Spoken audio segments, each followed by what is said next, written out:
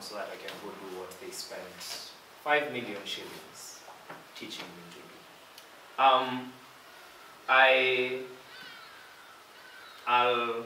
I'll begin by talking about the doctor's strike, because I think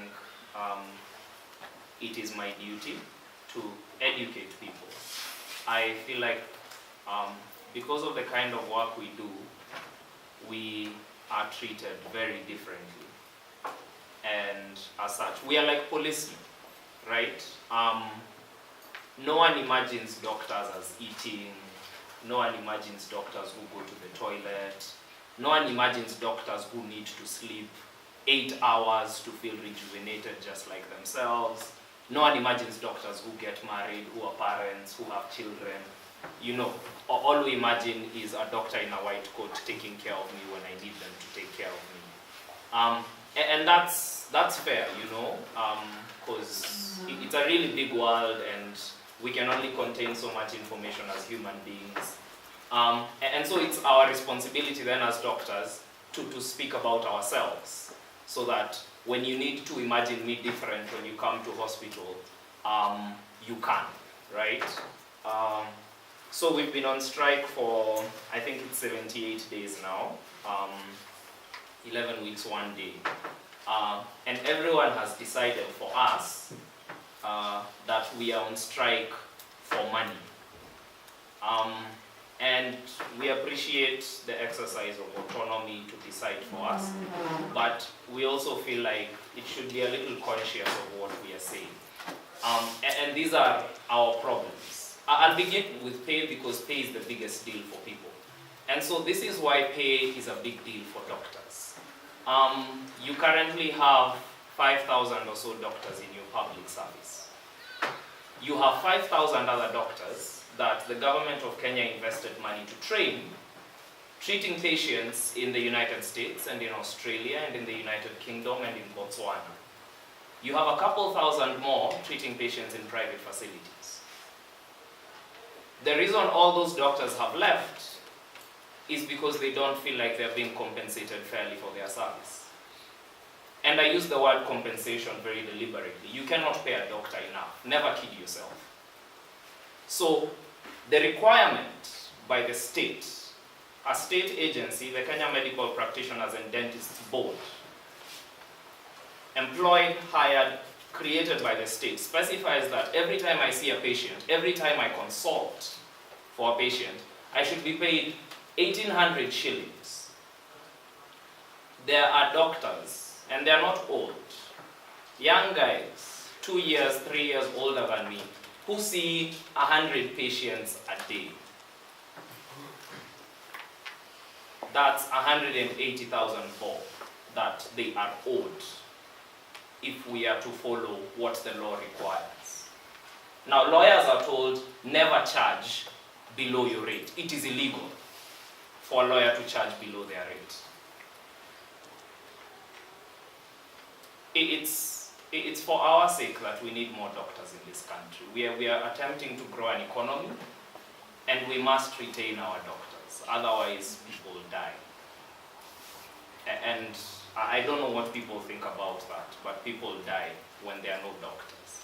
And so that's it. Just keep that in mind, that more than half of the health workforce that we have trained in this country is not working for the public health system in this country. And the reason they're not doing that is because they do not feel appreciated for their work. And please note, how many of us have, when was the last time you went 24 hours without sleep? Off the top of your head. When I start working, when I am finally employed, I will be pulling 48-hour shifts. I will check into hospital at 8 a.m. on Friday. Actually, that's almost a 72-hour shift. I will check into hospital at 8 a.m. on Friday, and because I will be on call during the weekend, I will leave the hospital on Monday. Not at 8 a.m., but on Monday after lunch, because I need to supervise the round that hands over the patient. I will spend 3 days in a hospital, and it's okay, because I appreciate that we are few and it's necessary. Now, all doctors are saying is, if you want me to do that, give me an opportunity to rest in between shifts. Give me a bed, you know. Just give me a room that's quiet where I can put my head down so that I don't have to run home to catch naps and on my way back I get shot.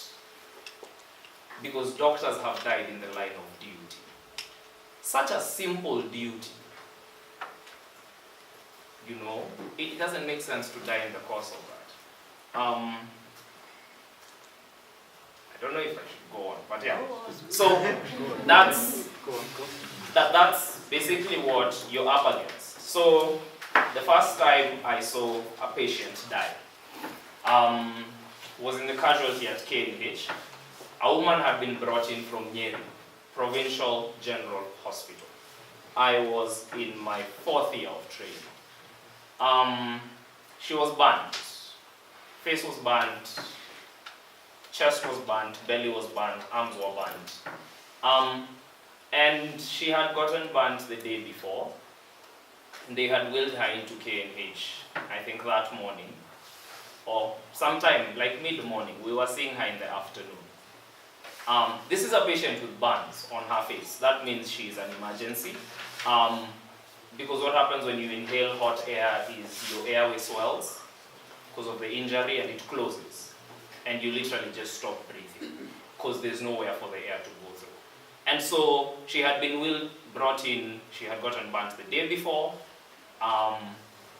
brought in mid-morning, we are seeing her in the afternoon. So we expect anytime someone is burnt to the face, what we are taught is you should stick a tube down that airway because the airway will close. This woman had no tube. And the thing for me was, why would Nyeri PGH, biggest hospital in Central Region, why would Nyeri PGH not insert an endotracheal tube in a patient who has facial burns? As a 4th year, I could think that, because that's how much they've drummed it in our heads, that you need to do that. You know? And so fine, we attended to the patient, the doctor moved her into the acute room ICU, we attempted to intubate, we attempted to bag, we gave her fluids, we did everything, and at some point the doctor just walked out and he was like, leave. Because the patient is going to die. No question, as in, if you stay, you will watch death. You know? So the smart thing for you to do is just get out, spare yourself this, because it will happen. Come back when she's dead and we'll figure out what to do. You know? A simple tube. And these are the problems doctors work with. And these are the things they're saying that they cannot stand anymore. You have spent 5, 6, 7 years training me at a basic level. The guy I was working with at that point has probably been trained for 12 years to do his job. And you have specifically chosen me from among the best and the brightest so that I do that job well. And then you give me nothing to do it with. And that would be okay if I was a robot and I am able to reconcile these things without personal experience. But then I am also a person and I have to supervise death. And I have to do it every day. A woman just gave birth. She's bleeding. We have tried everything we can. We need to open her up, but we can't. Why? Because there's a theater, but it's not working. And these are the problems everywhere in healthcare in this country. You know? And it's really unfortunate that when we talk, they will stand up and say, all we want is money. It's really, really unfortunate. You know, I remember sitting down for a show Kerai was on, and he was like, you young doctors are hot-blooded. It's not hot-blooded, man. It's just, at some point, you get tired of watching people die. I am tired of watching people die and I haven't started practicing. You know, when we're rotating in pediatrics, and this is KNH, biggest hospital in this country, exquisitely equipped. You'd see a baby today, they would not be there tomorrow. There would be another baby in their place. You know, I did some research in the ICU for one of the postgraduates, and we were monitoring, do babies who need ICU care transition to the ICU? When they transition, do they survive?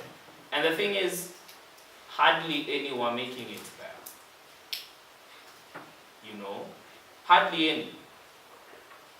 For me, that was an academic appreciation. You know, it was statistics.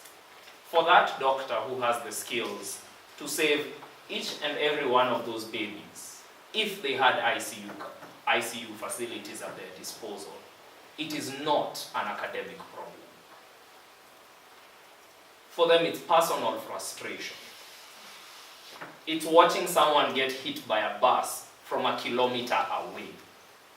Not getting hit there, no. The bus is coming, you can see it coming. And you can see this person, and you can do nothing about it. If that happened to you, would you go to work tomorrow? If somehow you couldn't speak to shout for this person to move at that point, and you watch the bus come, would you watch that bus hit them? Would you go to work tomorrow? But that's what we do to our doctors every day. Supervise that death, and then that one, and then that one. And then come back tomorrow and carry on, as if it's the most normal thing in the world to watch people die when you can do something about it. And that's where we are coming from, you know. Now, enough about doctors. I'd like to revisit something Gasheka said. And yes, as I finish, I'd like to reiterate something Gasheka said. And if you ask me, I feel this is what the struggle should be. 2017 is here. And unless in the next 6 months,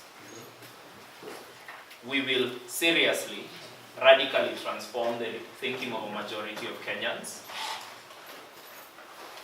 let's not set ourselves up for frustration and disappointment. Let us invest our energy wisely now and attend to the things that are urgent now. But the important thing for this country is a generation that is socially aware at every point in their lives. And I believe that that generation is not an adult generation. Our adults tire me. I struggle with it because chronologically I'm one. And so it's not an easy thing, you know, but adults tire me, and in all honesty, I believe our hope lies in children. And someone said it, and it's a fact that we don't always keep in our minds. 40% of this country is under the age of 15. None of those children knows the slightest thing about policy.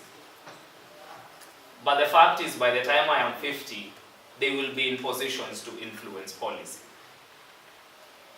And I would know I have failed.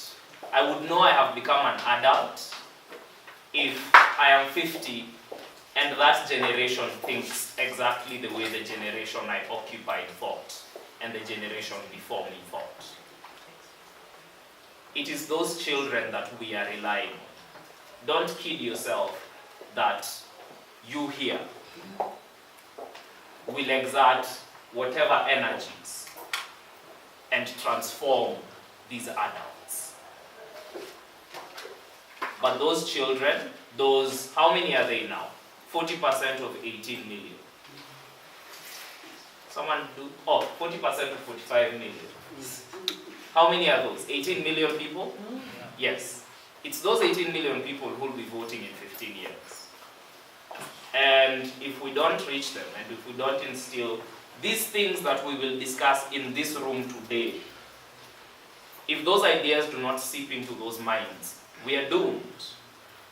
Because I am here because of certain ideas that were stuck in my head as a child.